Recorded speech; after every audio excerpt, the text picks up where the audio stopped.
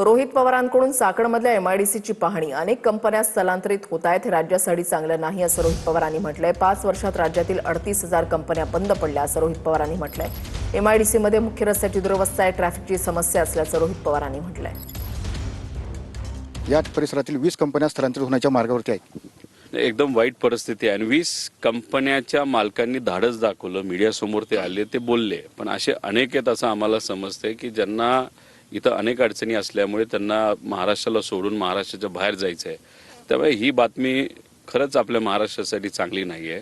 तुम्ही ऐकलं असेल की एका खासदारांनी केंद्रातल्या मंत्र्याला प्रश्न विचारल्यानंतर त्या खासदाराला उत्तर आलं की या महाराष्ट्रातून महाराष्ट्रातल्या किती कंपन्या गेल्या 5 वर्षात बंद झाल्या, तर 38,000 कंपन्या बंद झालेल्या आहेत. बंद होऊन कुठे ना कुठे स्थलांतरित झाल्यातच आहेत. त्यामुळे आता बघा, आपण एमआयडीसीच्या मुख्य रस्त्यावर आहे, आता एमआयडीसीच्या बाहेर चाललोय आपण, आणि ट्रॅफिक राईटला जर बघितलं तर एवढ्या मोठ्या प्रमाणात आता ट्रॅफिक इथं सुरू झालेलं आहे. आता मगाशी एक मुलगा आम्हाला म्हणाला की मी 15 किलोमीटरवरनं येतो, 10 किलोमीटरचा प्रवास करायला मला 1 तास लागतो आणि राहिलेले 5 किलोमीटरचा प्रवास करायला परत मला 1 तास लागतो. म्हणजे हा मेन रस्ता आहे, हा तसा पीडब्ल्यूडी कडे आहे. पण मग साईड पट्ट्या मेंटेन नाही केल्या.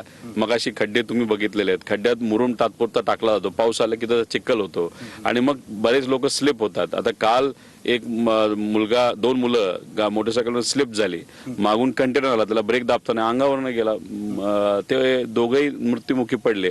ह्या सगळ्या गोष्टींमुळे एमआयडीसीच्या मालकांना, तिथे काम करणाऱ्या लोकांना तर अडचणी आहेच, पण त्या ग्रामस्थांना सुद्धा मोठ्या प्रमाणात अडचणी सोसाव्या लागतात.